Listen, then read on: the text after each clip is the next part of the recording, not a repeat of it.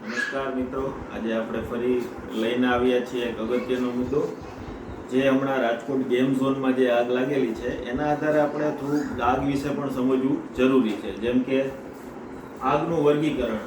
આગને કુલ 4 ભાગમાં વહેંચવામાં આવે છે. અલગ અલગ ક્લાસ એ ફાયર, ક્લાસ બી, ક્લાસ સી, ક્લાસ ડી એવી રીતના અલગ અલગ 4 ભાગમાં વહેંચવામાં આવે છે. જેમ કે ક્લાસ એ ફાયર છે એમાં સખત પદાર્થ હોય, જેમ કે લાકડું છે, કાગળ છે, કપડું વગેરેમાં જે કોઈ પણ આગ લાગે છે એને આ પ્રકારની આગને ક્લાસ એ ફાયર કહેવામાં આવે છે. જેને બુઝાવવા માટે પાણીનો ફુવારો આગથી નીચેના ભાગમાં જ્યાં આગ લાગી હોય ત્યાં મારવામાં આવે છે અને એને ઓલાવવા માટે જે ઉપયોગ થાય છે વોટર એક્સટિંગ્વિશરનો ઉપયોગ કરવામાં આવે છે.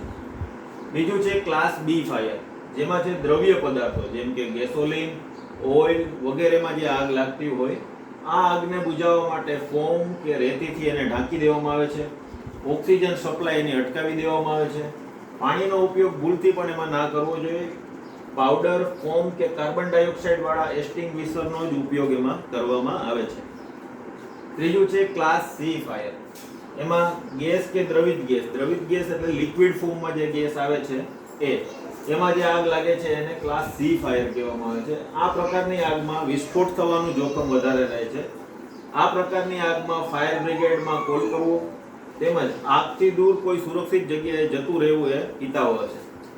ચોથું છે ક્લાસ ડી ફાયર, જેમાં શું હોય ધાતુ તથા વિદ્યુત ઉપકરણો, જે કોઈ પણ ઇલેક્ટ્રિક ઉપકરણોમાં જે આગ લાગે છે એને ક્લાસ ડી ફાયર કહેવામાં આવે છે. જેના કારણે ઇલેક્ટ્રિક ઉપકરણોના કારણે આગ લાગે છે એના કારણે એને ક્લાસ ઈ ફાયર પણ કહે છે.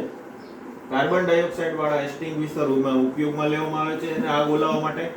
ફોમ કે પાણીવાળા એક્સટિંગ્વિશરનો ઉપયોગ એમાં ના થવો જોઈએ. અત્યારે બજારમાં મલ્ટિપલ એક્સટિંગ્વિશર પણ આવે છે.